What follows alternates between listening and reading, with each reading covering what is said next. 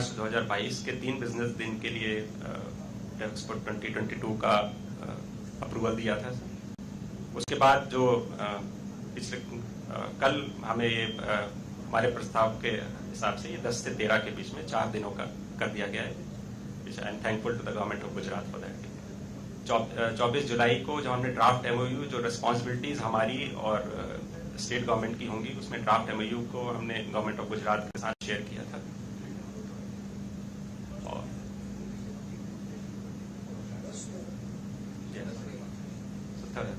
Wednesday, Thursday, Friday, Thursday, Friday, Saturday, Sunday 2+2। तो इसी को तैयारियों को आगे बढ़ाते हुए 27 जुलाई को रक्षा मंत्रालय की टीम ने गुजरात का दौरा किया और उनके वेन्यूज को देखा, किस वेन्यू पे, किस एग्जीबिशन ग्राउंड पे क्या चीजें आयोजित हो सकती हैं। तो एग्जीबिशन के लिए 2 जगह फाइनल की गई सर। जो एग्जीबिशन, मेन एग्जीबिशन होगी जहां हैंगर्स होंगे, जहां पे एग्जीबिटर्स अपने डिस्प्ले करेंगे, वो एलिवेट एग्जीबिशन सेंटर पे हमने सोचा है। और दूसरा जो इनॉग्रल और सेमिनार्स वैलिडिटी सेशंस हैं वो महात्मा मंदिर कन्वेंशन एंड एग्जीबिशन सेंटर में हम आयोजित करने का प्लान करते हैं। इसके साथ साथ जो लाइव डेमोन्स्ट्रेशंस के लिए जो एरिया है वो अभी अंडर फाइनलाइजेशन है। एक important input Sabarmati river front के रूप में हम प्लान कर रहे हैं, जिसमें नेवल डेमोन्स्ट्रेशन का भी हम आयोजन करने का। और इसके लिए हमारी इंडियन आर्मी, एयरफोर्स और नेवी के कोस्ट गार्ड के साथ हमारी बात चल रही है और वो उनकी फीजिबिलिटी के साथ इसको हम फाइनल करेंगे। इसके साथ साथ अगस्त के पूरे महीने में रक्षा मंत्रालय और गवर्नमेंट ऑफ गुजरात के बीच में कई मीटिंग्स हुई। उसके साथ साथ क्या क्या चीजें कहाँ हो सकती हैं उसके बारे में जो भी बातचीत होनी थी वो पूरे महीने चलती रही। 9 अगस्त को माननीय रक्षा मंत्री ने जो विभिन्न कमिटीज होती हैं जो इस पूरे आयोजन का ओवरसीन करती हैं, तो उनका आयोजन उनके अप्रूवल दिया गया था। इसमें सबसे ऊपर जो कमेटी होती है उसको एपेक्स कमेटी बोलते हैं, जो माननीय रक्षा मंत्री द्वारा चेयर की जाती है।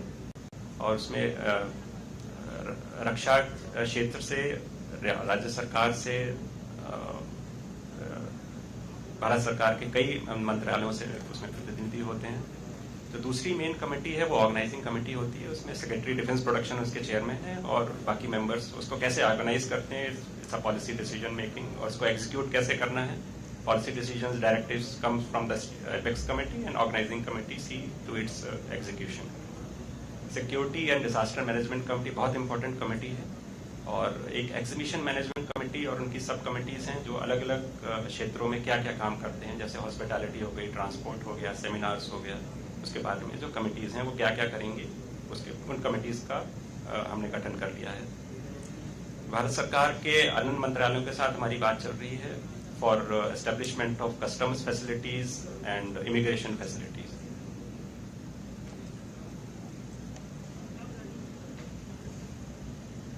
इसमें मिनिस्ट्री ऑफ एक्सटर्नल अफेयर्स का इम्पोर्टेंट रोल होता है, क्योंकि जो पॉलिटिकल क्लियरेंस होती है, जो राष्ट्र हमारे साथ पार्टिसिपेट करते हैं उनकी पॉलिटिकल क्लियरेंस एमईए द्वारा दी जाती है। तो टोटल 161 कंट्रीज का हमने प्रस्ताव किया था एमईए को। उसमें से आज के दिन आज तक 68 कंट्रीज का क्लियरेंस हमें मिल चुका है और बाकी जो कंट्रीज हैं उसका clearance they must be coming on the way. और सर आज के दिन जो 2 सितंबर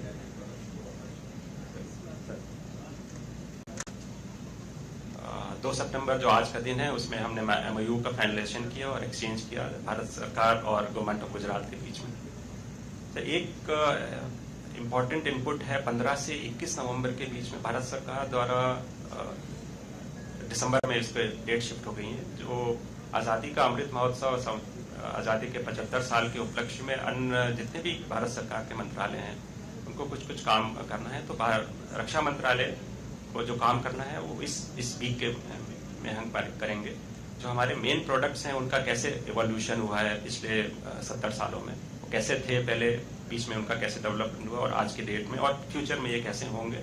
तो इसके एक वर्चुअल एग्जीबिशन की तैयारी हम कर रहे हैं जो नवंबर में पहले थी और अब दिसंबर में शिफ्ट हो गई है, उसकी तैयारी हमने शुरू कर दी है।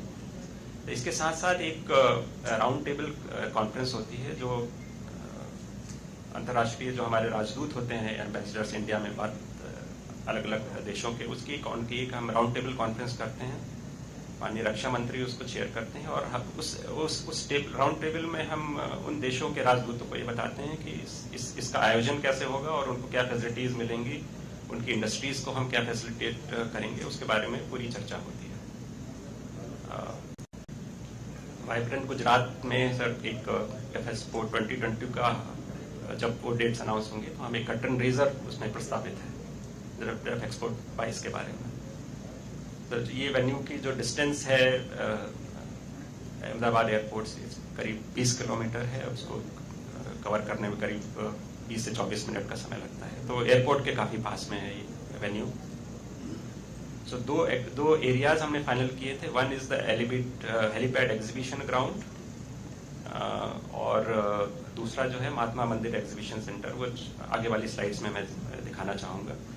हेलीपैड एग्जीबिशन सेंटर में देयर आर 13 एग्जीबिशन हॉल्स, तो इसमें हम डिस्प्ले करेंगे, जो एग्जीबिटर्स को हम स्पेस अलॉट करेंगे वो क्या अपना प्रोडक्ट डिस्प्ले करना चाहेंगे, और इसके साथ साथ जो बॉटम में ओपन डिस्प्ले एरिया लिखा हुआ है उसमें जो हमारा स्टैटिक डिस्प्ले हमने दिखाया था उसमें वो इसका एक झलक हम इसमें यहाँ पे भी रखना चाहेंगे।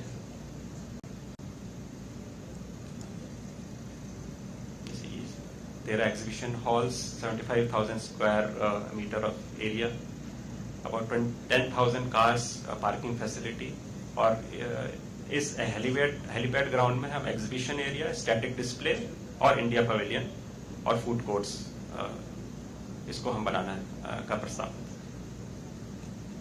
तो दूसरा जो हमारा लोकेशन है वो महात्मा मंदिर कन्वेंशन सेंटर है। इसमें हम इनॉग्रल प्रोग्राम, क्योंकि उसमें बड़ा एक प्लीनरी हॉल है करीब 5,000 लोग बैठ सकते हैं, और व्यूइंग गैलरी में करीब 600 लोग बैठ सकते हैं, तो काफी बड़ा एरिया है, इंडोर एरिया है, कंफर्टेबल है। उसमें इनॉग्रल प्रोग्राम और जो हमारे वैलिडिक्टरी प्रोग्राम होगा वो इस महात्मा मंदिर में हम आयोजित करेंगे, ये प्रस्तावित है। और जो सेमिनार्स होंगे उसमें 4 सेमिनार हॉल्स भी बने हुए हैं अलग अलग कैपेसिटीज के, 500 लोगों के बैठने के लिए और 1,000 लोगों के बैठने के लिए, और इसमें हम सेमिनार्स का आयोजन करेंगे जो 4 दिन चलेंगे। और इसके साथ साथ जो गवर्नमेंट टू गवर्नमेंट हमारी डायलॉग्स होते हैं, जो बाहर के डेलीगेट्स आते हैं माननीय रक्षा मंत्री जी से या स्टेट गवर्नमेंट से जो बातचीत करना चाहेंगे, उसकी पूरी फैसिलिटीज ऑलरेडी वहाँ पे बनी हुई है, और वहाँ पे ये G2G talks are proposed. Sabarmati department में जैसे मैंने बताया, नेवल कंपोनेंट को हम इसमें पूरा फोकस करना चाहेंगे। इंडियन नेवी और कोस्ट गार्ड द्वारा एक बात अभी चल रही है, और इंडियन एयरफोर्स से भी बात करेंगे कि वो इस चीज में क्या क्या फीजिबल है, वो कैसे ऑर्गेनाइज करेंगे, because finally decision has to be theirs, keeping in view the overall safety of the area.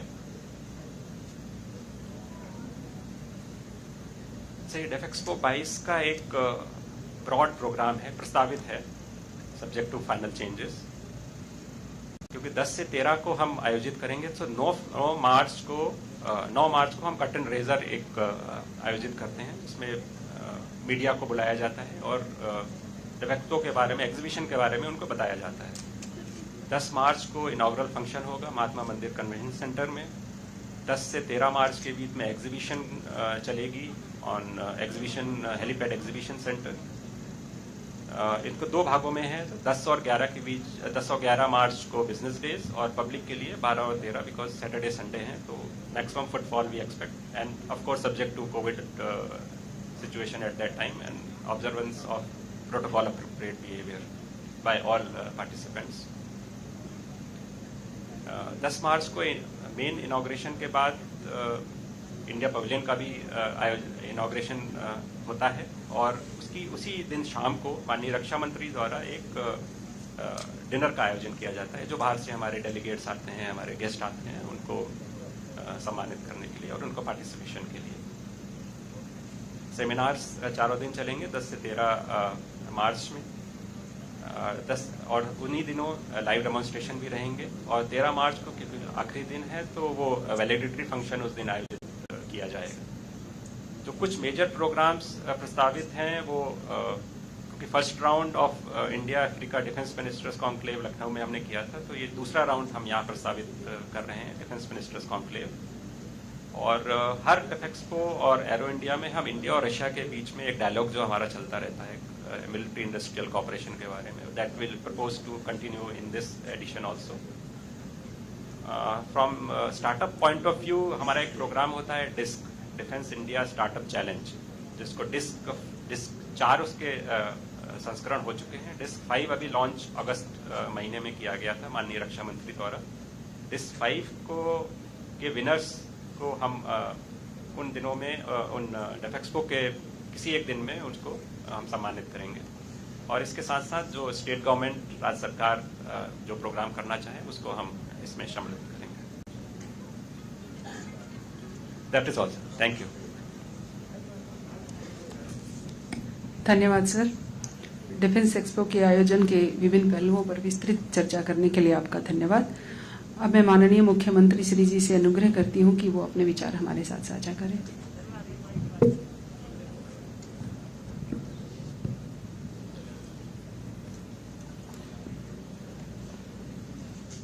Bharat के आदरणीय रक्षा मंत्री राजनाथ सिंह जी, भारत सरकार के डिफेंस मिनिस्ट्री के सब अधिकारीगण, हमारे गुजरात के भी हमारे उद्योग और जो इन्वेस्टमेंट डिफेंस के लिए होता है सब हमारे अधिकारी, सबसे पहले तो आदरणीय रक्षा मंत्री राजनाथ सिंह जी का मैं गवर्नमेंट ऑफ गुजरात की ओर से आभार प्रकट करता हूं कि एक ये जो डिफेंस एक्सपो बहुत बड़ी इवेंट होती है और हमारे गुजरात के निमंत्रण को स्वीकार करते हुए इस बार गांधीनगर में डिफेंस एक्सपो 2022 की आपने अनुमति दी है, तो इसलिए मैं भारत सरकार का बहुत बहुत आभारी हूं। देश के प्रधानमंत्री नरेंद्र भाई मोदी जी की प्रेरणा से निर्मित ये विश्व की सबसे बड़ी प्रतिमा स्टैच्यू ऑफ यूनिटी, इसके सानिध्य में आज ये हमारा MOU साइन हुआ है। ये भी हमारे लिए सौभाग्य की बात है। और इस डिफेंस एक्सपो अच्छी तरह से यहां संपन्न हो, इसके लिए भी हमारी स्टेट गवर्नमेंट अभी से तैयार है और आने वाले मार्च 10 से 13 तक 4 दिन की इस एक्सपो के लिए हम पूरी सावधानी के साथ अच्छी तरह से ये डिफेंस एक्सपो एग्जीबिशन और जो कार्यक्रम तय हो गए, ये सब कार्यक्रम के लिए हम पूरी उसमें सहायता और मदद के साथ काम करेंगे। रक्षा क्षेत्र में आत्मनिर्भर की यह यात्रा डिफेंस एक्सपो के लिए भी, इसके जरिए उसकी गति भी तेज होगी। गुजरात आज बेस्ट डेस्टिनेशन ऑफ इन्वेस्टमेंट के नाते गुजरात आज आगे बढ़ रहा है, तो उसमें भी ये डिफेंस की इन्वेस्टमेंट गुजरात में भी उसको लाभ मिलेगा। इन्वेस्टमेंट भी बढ़ेगी, लोगों को ज्यादा रोजी रोटी भी, रोजगारी भी उससे संपन्न होगी, ये मुझे पूरा विश्वास है। आदरणीय प्रधानमंत्री नरेंद्र भाई मोदी जी और रक्षा मंत्री आदरणीय राजनाथ सिंह जी, पूरे उनके नेतृत्व में इस डिफेंस एक्सपो का जो विभिन्न आयोजन जो तय करेंगे, इस आयोजन को भी सफलतापूर्वक उसका हम यहाँ काम करेंगे। गुजरात ने भी डिफेंस के लिए, एरोस्पेस के लिए एक अपनी भी पॉलिसी बनाई है। इस पॉलिसी के जरिए इस डिफेंस एक्सपो में विदेश के लोग जो यहाँ भाग लेने वाले हैं, देश के भी जो मैन्युफैक्चरर्स यहाँ इसमें भाग लेंगे, तो मुझे लगता है कि हमारी पॉलिसी भी पहले से तैयार है, व्यवस्था भी की गई है। धोलेरा जो स्मार्ट इंडस्ट्रियल एक हम सिटी बना रहे हैं, उसमें भी काफी सुविधा है। तो मुझे पूरा भरोसा है, विश्वास है कि इस डिफेंस एक्सपो के कारण गुजरात भी डिफेंस के लिए, मैन्युफैक्चरिंग के लिए एक अच्छा डेस्टिनेशन बनेगा और इससे भी काफी लाभ सबको मिलेगा। फिर से मैं भारत सरकार, आदरणीय प्रधानमंत्री, आदरणीय रक्षा मंत्री का बहुत बहुत आभारी हूं कि इस बार डिफेंस एक्सपो का हमें मौका मिला है और इसके जरिए डिफेंस में भी हम जो हमारे देश में जो कुछ हो रहा है और सरकार, रक्षा मंत्रालय भी जो कुछ कर रही है और आने वाले चुनौतियों को भी हम इससे निपट लेंगे, ऐसा मुझे पूरा भरोसा है। फिर से मैं आपका सबका आभार प्रकट करता हूं। धन्यवाद। माननीय मुख्यमंत्री श्री जी का अपने विचार व्यक्त करने के लिए बहुत बहुत आभार। अब मैं माननीय रक्षा मंत्री जी से अनुग्रह करती हूं कि वो अपने विचार हमारे साथ साझा करें। माननीय मुख्यमंत्री श्री विजय रूपाणी जी और secretary defence production Shri Rajkumar ji, अन्य अधिकारी वर्ग, प्रेजेंटेशन आप लोगों के सामने था और मैं मानता हूं कि ये प्रेजेंटेशन बहुत ही अच्छा था, परफेक्ट था। और ये व्यू जो आज साझा किया है रक्षा मंत्रालय ने और गवर्नमेंट ऑफ गुजरात ने, इसके लिए मैं गवर्नमेंट ऑफ गुजरात को बधाई देता हूं। खुद को बधाई कैसे दूं। और हाँ, कोशिश हम लोगों को यही करनी है कि इसमें पार्टिसिपेंट्स बढ़ें और जो बाहर से कंट्रीज का रिप्रेजेंटेशन होता है उनका भी नंबर बढ़े, ये भी कोशिश करने की जरूरत है। पिछली बार तो 70 कंट्रीज का पार्टिसिपेशन संभवतः इसमें था, लेकिन ये बढ़कर मोर देन 100 जाए, कोशिश हम लोगों को यही करनी है।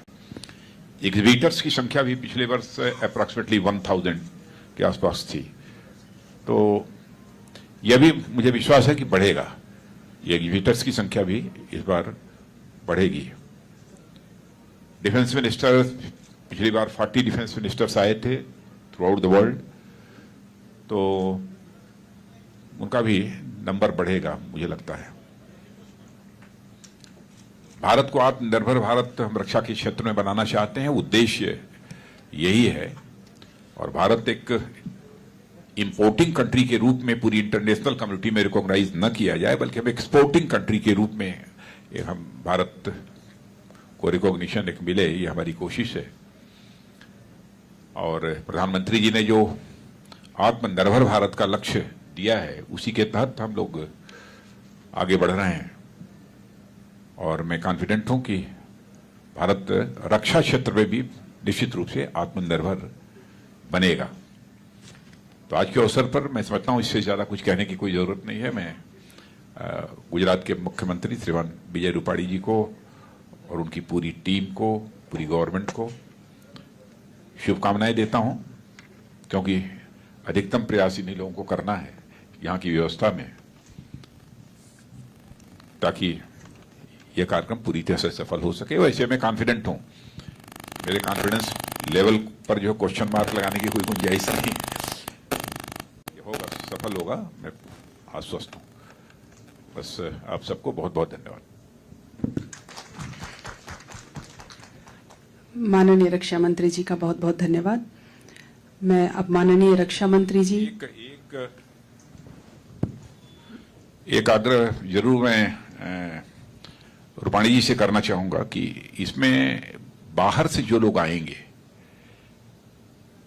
हम लोगों की कोशिश ये होनी चाहिए कि केवड़िया का जो यूनिटी ये है स्टैच्यू, उस पर भी कुछ लोग आए हैं, उनके आने जाने की भी व्यवस्था यहाँ रखनी चाहिए, क्योंकि भारत के लिए एक बहुत बड़ी चीज ये है जिसको कि प्रधानमंत्री जी की पहल पर यहाँ बनाया गया है। एक दर्शनीय स्थल है, आज भी लाखों लोग आते हैं। तो हमारे फॉरेन के जो पार्टिसिपेंट्स यहाँ पर आए हैं तो वो भी केवड़िया यूनिटी ऑफ स्टैच्यू को देखने के लिए जाएं, इसकी भी व्यवस्था हमको करनी पड़ेगी। धन्यवाद सर। अब मैं माननीय रक्षा मंत्री जी एवं माननीय मुख्यमंत्री Subscribe to our channel by clicking the subscribe button. Click the bell button and enjoy the latest uploads from our channel.